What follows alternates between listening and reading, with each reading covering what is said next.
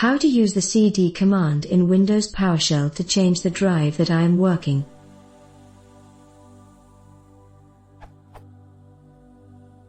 I read this answer, but it doesn't work for Windows PowerShell. How to change the drive? Edit. Please ignore this question.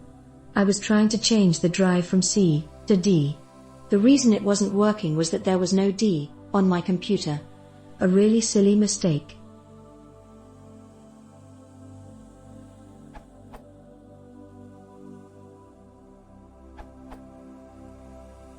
PowerShell will resolve full paths just fine with CD. Where in DOS you have to /D for drive changing. PowerShell you can just type the full path,